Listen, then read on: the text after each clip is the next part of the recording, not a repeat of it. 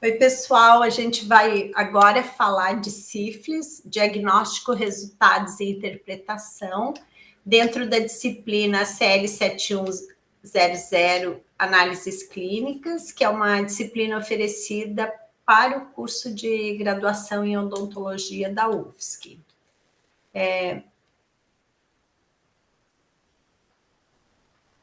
Então, nós vamos falar de sífilis. Sífilis é uma infecção causada pela bactéria Treponema pallidum, subespécie pallidum, porque existem mais duas subespécies que não causam sífilis, mas outras doenças infecciosas e são de ocorrência rara. Então, Treponema pallidum, subespécie pallidum, é o que causa sífilis. E essa bactéria ela tem algumas características que a tornam muito diferente. A primeira é que não se consegue cultivá-lo em laboratório.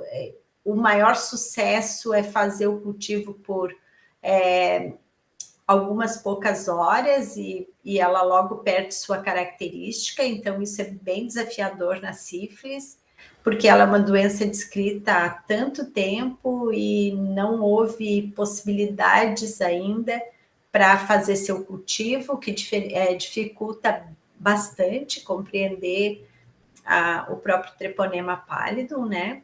Não há um bom modelo para estudar a sífilis, então também não tem um bom modelo animal para estudar, e seriam grandes primatas, mesmo assim não são bons modelos. E os humanos são os reservatórios da bactéria. E o que se vê atualmente é que há um aumento significativo do número de casos de sífilis no mundo, e se considera que o Brasil vive uma epidemia pela doença, né? Pela infecção pelo Treponema pallidum, na verdade, pela sífilis. A bactéria ela tem uma característica interessante, ela é uma espiroqueta, ela é toda espiralada, ela tem um movimento característico, isso às vezes ajuda no diagnóstico. Ela não tem um flagelo externo, mas ela tem como se fosse um axioma interno, que faz com que ela tenha esses movimentos. Mas, de fato, o diagnóstico da bactéria em si em laboratório é bastante difícil.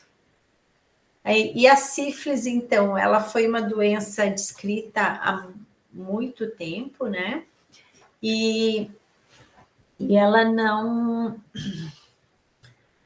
não teve tratamento até basicamente, um tratamento efetivo até basicamente metade do século XX, porque só depois do advento da penicilina que ela passou a ser tratada eficazmente. Então, a história natural da sífilis, ela foi conhecida, e aí, se vocês um dia quiserem saber da história natural da sífilis, eu posso indicar algumas referências, porque são estudos que as conclusões foram obtidas de estudos que não tiveram ética nenhuma, mas eu não vou falar disso nessa aula.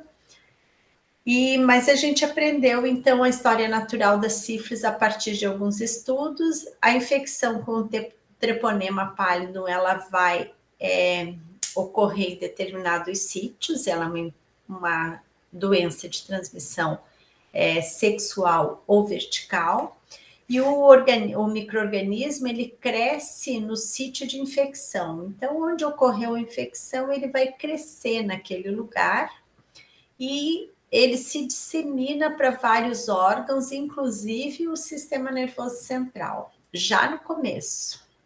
Aí eu já deixo até pontuado aqui que a neurosífilis ela pode ocorrer em todas as fases da infecção, e não é exclusiva da sífilis terciária, que durante muito tempo se atribuía só a neurosífilis à sífilis terciária, mas hoje se sabe que não, até porque tem pessoas com imunodeficiências que adquirem infecção e rapidamente tem neurosífilis também. Bom, mas então voltando à história natural da infecção pelo Treponema pallidum, a bactéria entra naquele sítio que ela entrou, ela faz um crescimento ali, ela se dissemina para vários órgãos, e depois esse treponema, ele volta, e dessa circulação que ele fez, se disseminou em vários órgãos, e volta naquele sítio da infecção. Ele faz o que se chama de sífilis primária, que é o desenvolvimento de um cancro duro. Ele é chamado de cancro duro, protocifiloma, e essa lesão ocorre no local da infecção. Então, aquele local da infecção aqui é onde ocorre depois o crescimento do cancro. A gente vai ver uma foto do cancro na sequência. E junto com esse cancro aqui, vai fazer uma linfadenite regional. Então, se a infecção foi, por exemplo, de pênis, vai ter um cancro, cancros ali na região da virilha. E assim por diante. Depois que o cancro se resolve, às vezes simultaneamente, às vezes demora um pouquinho, aparece o que se chama sífilis secundária. Essa sífilis secundária, ela cursa com um exantema generalizado, incluindo a palma da mão e a planta dos pés, e uma linfadenopatia. Também, se não tratado, essa infecção esse exantema vai retroceder, não vai deixar nem cicatriz, na maioria das vezes, e a pessoa entra em sífilis latente. Ela é considerada latente recente se ela tiver na sífilis no primeiro ano da infecção, e após o segundo ano a gente chama de latente tardia. Na sífilis latente, considerando a história natural, então aqui deixar bem claro, história natural significa que não tem tratamento, né? Na sífilis latente, ocorre recorrência dos sintomas da sífilis secundária em cerca de 25% dos casos que voltam a apresentar o exantema. Depois, 72% dessas pessoas não tratadas, elas evoluem sem complicação futura, isso num cenário antigo, né? Sem cenário de tanta imunossupressão que nós temos hoje. E 98% das pessoas evoluem para sífilis terciária, que é uma sífilis bastante grave, que vai cursar com goma, né, que é uma lesão óssea importante, dolorida, sífilis cardiovascular e complicações neurológicas tardias. Então, essa é a história que acontece da pessoa que se infecta com treponema pálido e segue a infecção sem se tratar. Aqui, né? Essa é a história. E como se faz o diagnóstico da sífilis? O diagnóstico da sífilis, ele sempre precisa de dois fatores, né? Uma história clínico-epidemiológica associada com os testes laboratoriais. O que a história clínico-epidemiológica vai falar? Vai falar da presença do cancro, vai falar da presença de gânglios palpáveis, de exantema, de alopécia e outros sinais. Histórico de exposição, tipos de prática sexual sem preservativo. E os testes laboratoriais, eles vão mostrar o quê? Eles vão ser divididos eles são divididos em duas categorias. Os testes treponêmicos, que são aqueles testes dirigidos contra antígenos do treponema pálido. E aqui os exemplos de testes no laboratório é o FT-ABS, a quimiluminescência, a hemaglutinação e os testes rápidos. E também os testes não treponêmicos, que são o VDRL, o RPR, o SR-TRUST. Deixa eu só ver aqui se eu botei o que de continuar. Tá, então a gente continua aqui. Os testes treponêmicos, eles vão detectar anticorpos antitreponema pálido, e mesmo após o tratamento, esses anticorpos podem continuar sendo detectados ao longo da vida do paciente sem que ele tenha se reinfectado. Portanto, a sua detecção, ela indica que a pessoa já teve contato com a bactéria, tem ou teve sífilis. Portanto, os testes treponêmicos, eles não são úteis para monitorar o tratamento e nem para controle de cura ou de reinfecção. Então, aqui eu já estou falando de reinfecção e fica claro assim, a pessoa desenvolve 2 tipos de anticorpos, os treponêmicos e os não treponêmicos, mas esses anticorpos não são protetores. Então, a pessoa pode ter tantas sífilis quantas vezes ela se expuser ao treponema pálido. E os testes treponêmicos, então, o objetivo deles é verificar se os anticorpos estão presentes ali e dizer, olha, isso é contato com treponema pálido. Pode ser uma sífilis ativa, pode ser uma sífilis passada, pode ser uma sífilis tratada. E a outra categoria de testes são os testes não treponêmicos, que são testes bastante importantes. Eles detectam anticorpo anticardiolipina. Esse anticorpo anticardiolipina ele pode ser encontrado nos processos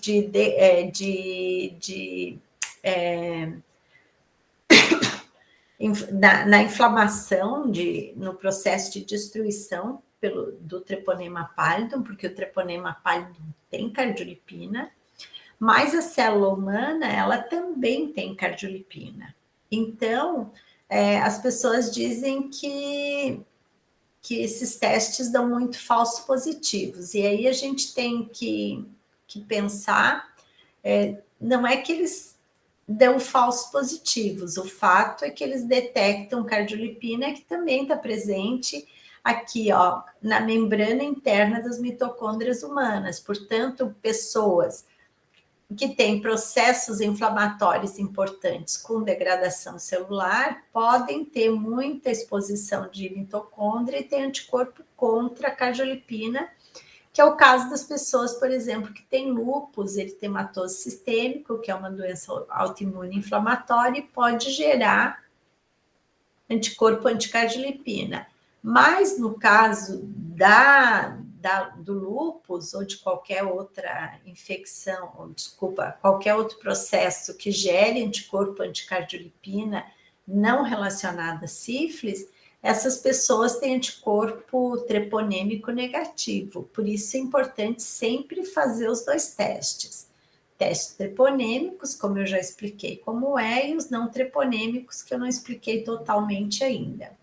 Então, esses testes treponêmicos, eles devem sempre ser quantitativos, eles devem dizer qual é o título de anticorpos que tem naquela amostra. E os resultados, então, eles são informados em títulos ou a última diluição em que houve reatividade, que é a forma mais comum, por exemplo, soro, reagente, até a diluição 1:64. Tá? E quando que se usa o teste não treponêmico? Eles são recomendados para o monitoramento do tratamento e ele deve ser observada uma queda da reatividade da amostra ao longo de 1 ano. O monitoramento do tratamento deve ser feito com 3 meses, 6 meses, 9 meses e 1 ano após o tratamento. No monitoramento, é necessário fazer apenas o teste não treponêmico, preferencialmente no mesmo laboratório e com o mesmo teste, porque pode ter variabilidade se mudar. Então, nós precisamos, para o diagnóstico da sífilis, ter um teste treponêmico e um teste não treponêmico, com o título. Então, aqui eu trago para vocês, como vocês pedem, um teste para sífilis. Então, como eu já mostrei na aula de HIV, vocês vão usar um pedido da clínica, ou do consultório de vocês, ou do posto de saúde, onde vocês trabalharem. Vai ter o nome do paciente, pedidos de exame, e aí vocês vão pedir, existem algumas formas de pedir. Pode pedir, solicite sorologia para sífilis, e aí vocês deixam ao laboratório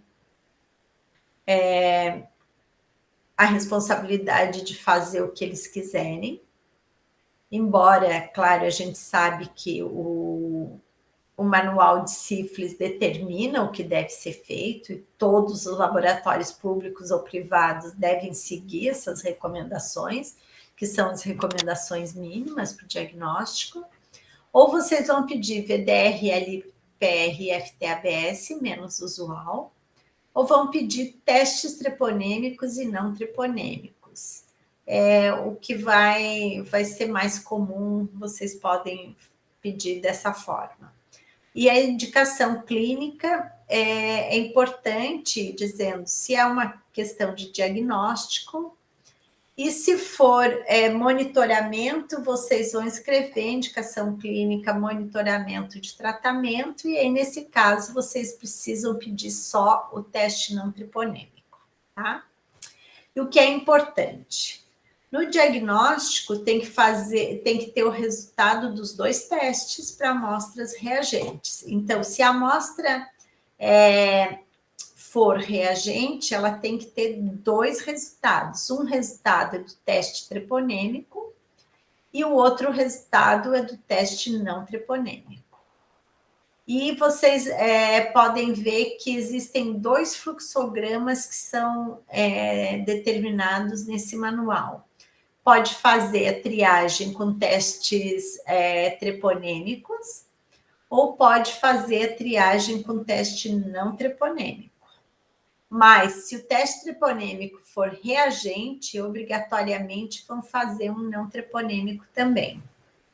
Se a triagem foi feita com teste não treponêmico e ele deu reagente, o laboratório tem que fazer o teste treponêmico também, porque eu já expliquei para vocês qual é a importância de cada um desses testes no diagnóstico, na interpretação e no monitoramento.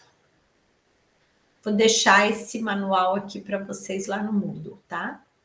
Então, aqui a gente vai ver alguns resultados que eu fiz para vocês. Como eu já expliquei lá no vídeo de HIV, na aula de HIV, eu só vou deixar aqui rapidamente esclarecido que esses laudos são laudos que eu fiz e eles têm absolutamente todos os componentes recomendados na RDC para um laudo de laboratório.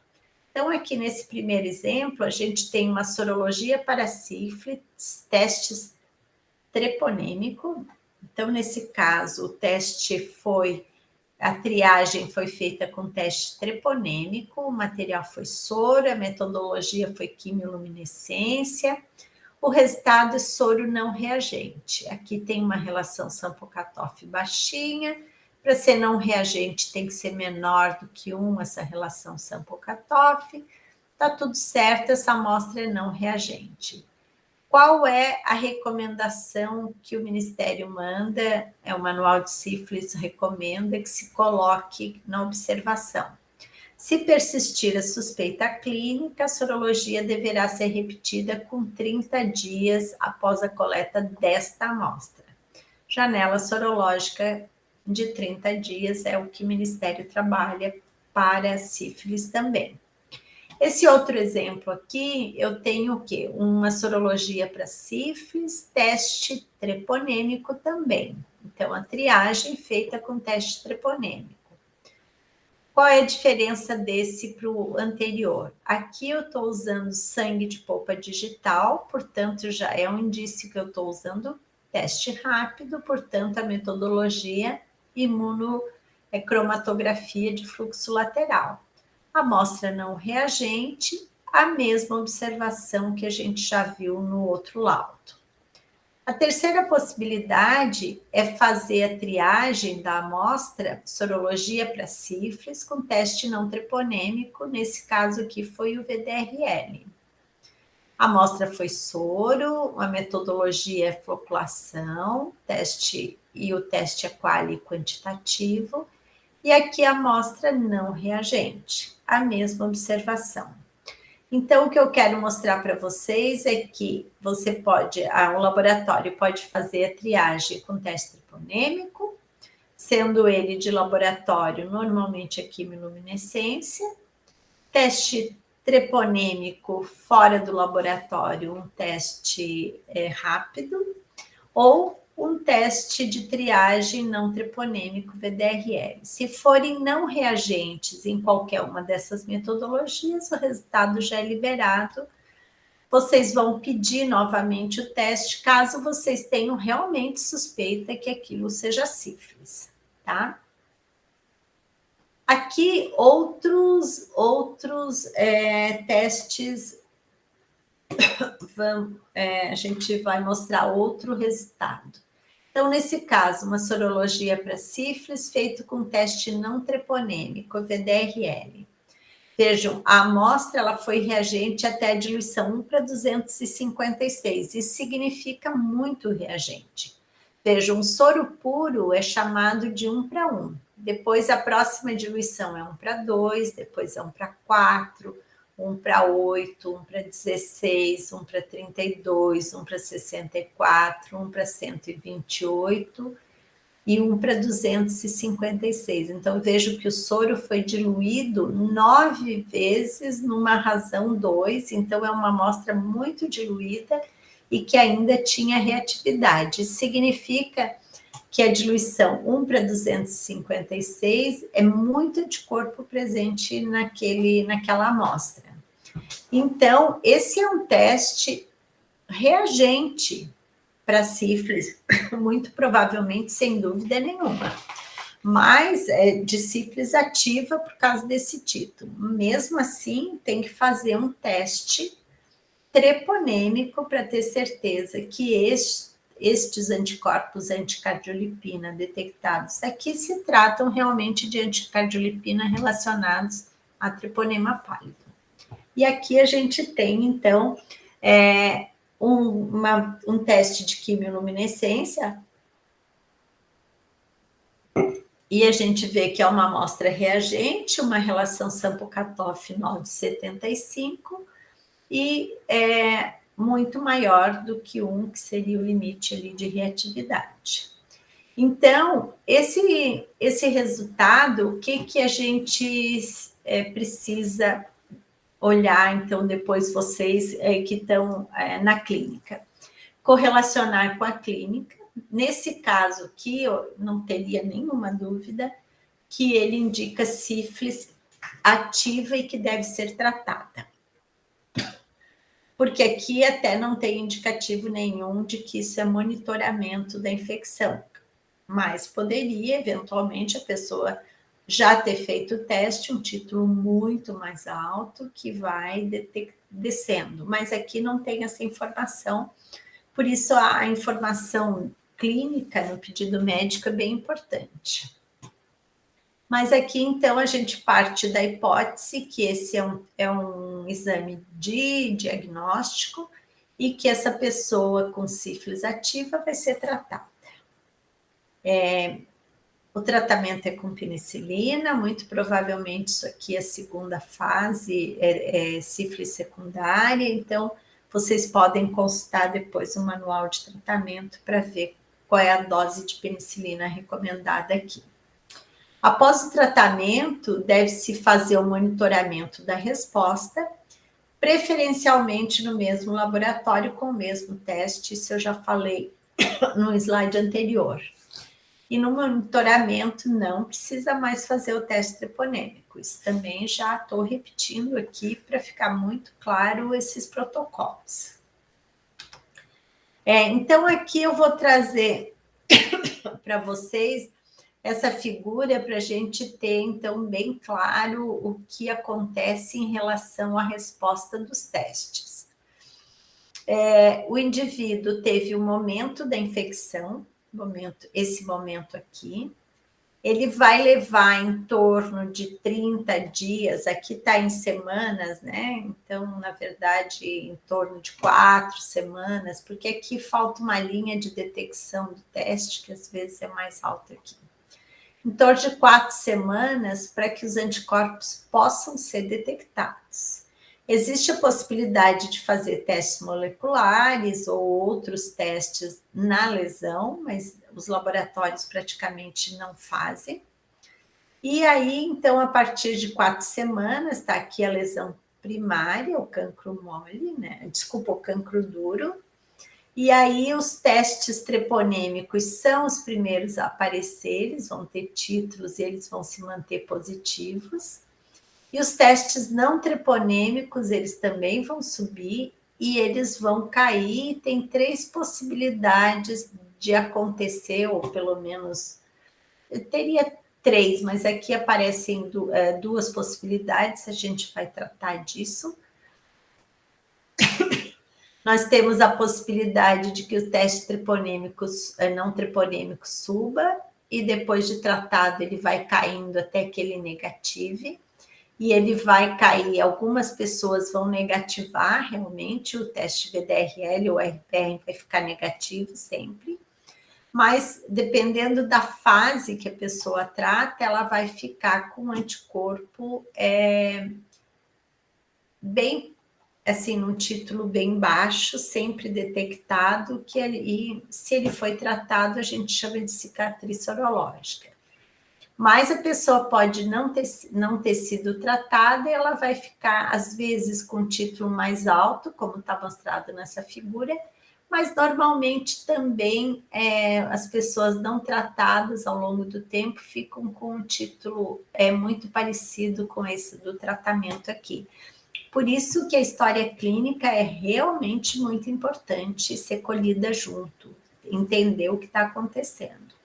E aqui a gente pode ver a história dos anticorpos em relação ao tempo de infecção e o período da infecção, porque aqui na figura anterior, o que eu tinha dito para vocês? Eu tinha dito que não consigo voltar, que aqui provavelmente é sífilis secundária. Por que eu digo isso? Essa figura mostra bem. Se a lesão é primária, se a sífilis é primária, eu vou ter títulos baixinhos.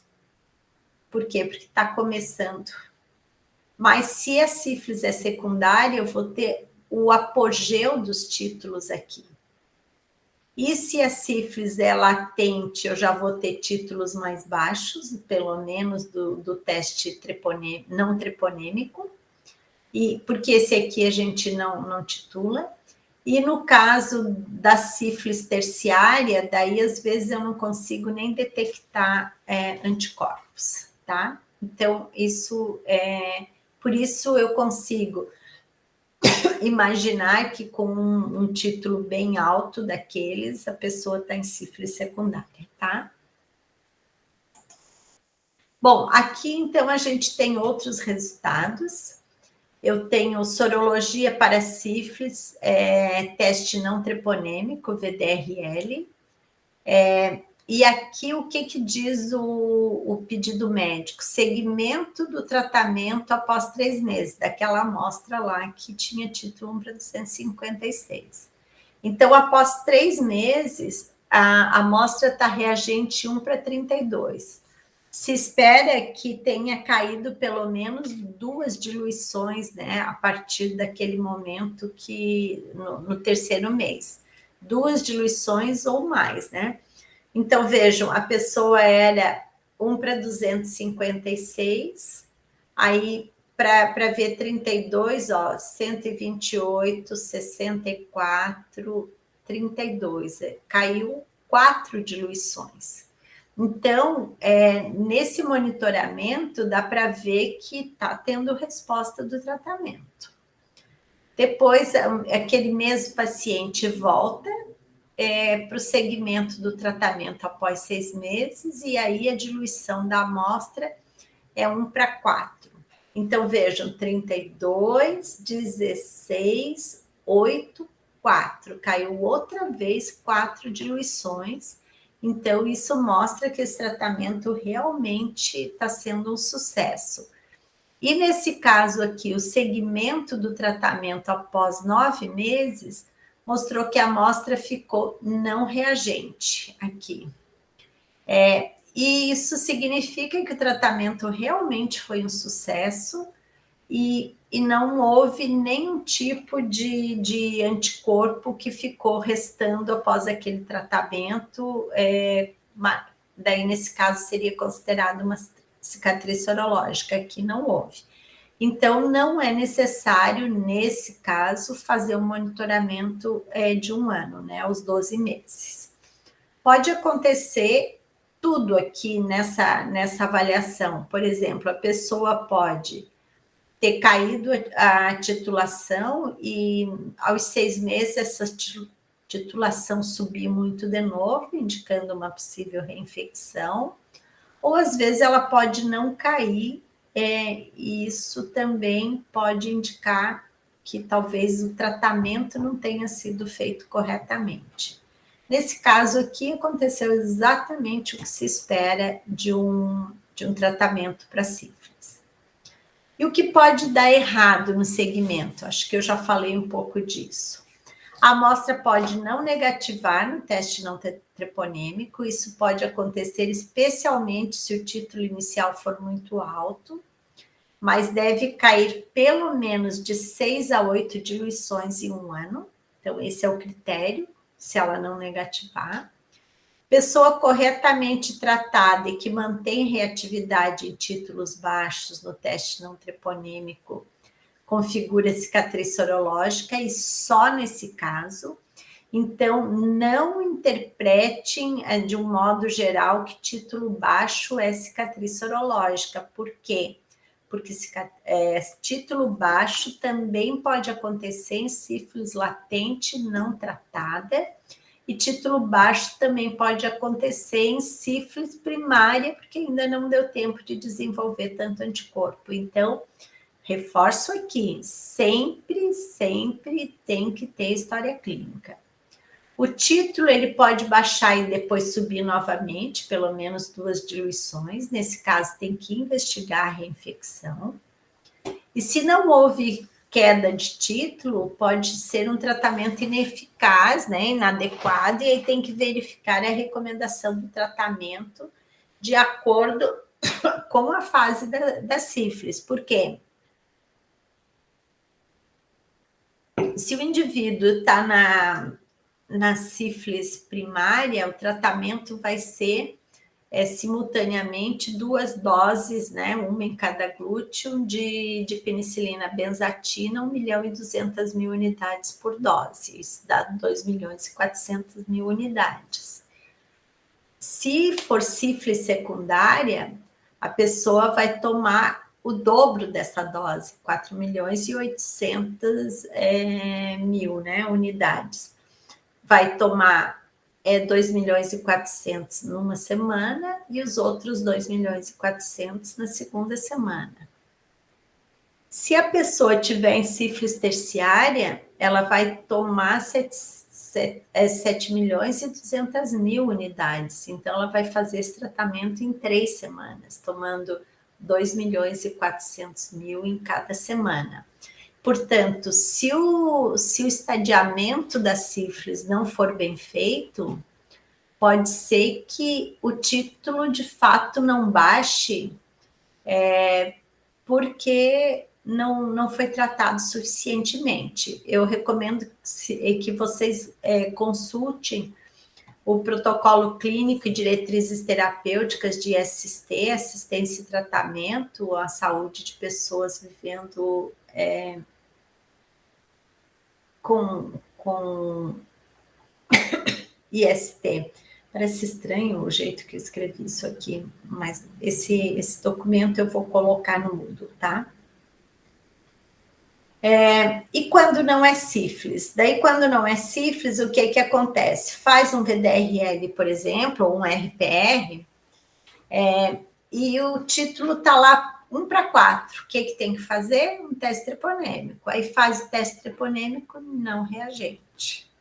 Então, o teste não treponêmico não reagente com teste treponêmico não reagente com teste não treponêmico reagente pode configurar outros quadros clínicos a serem investigados ou um falso positivo do teste não treponêmico. Então, aqui é importante que esse resultado venha para vocês completo, tá? Com os 2 testes, e não achem que isso é um erro, tá? Então, existem conteúdos importantes que eu não abordei sobre transmissão vertical da sífilis, e esse é um conteúdo muito importante e é uma vontade brasileira enorme de erradicar a sífilis congênita, embora a gente esteja muito longe disso, mas tem algumas cidades, inclusive algumas cidades de Santa Catarina, que estão fazendo um esforço enorme para conseguir erradicar a sífilis congênita. Então, esse protocolo clínico e diretrizes terapêuticas de gestantes, gestores, profissionais de saúde, eu vou colocar, a última edição dele é 2019, eu vou colocar no Moodle para vocês, tá? E também vou deixar lá o manual técnico para diagnóstico da sífilis, o protocolo clínico e diretrizes terapêuticas para IST, protocolo clínico e diretrizes terapêuticas para prevenção da transmissão vertical.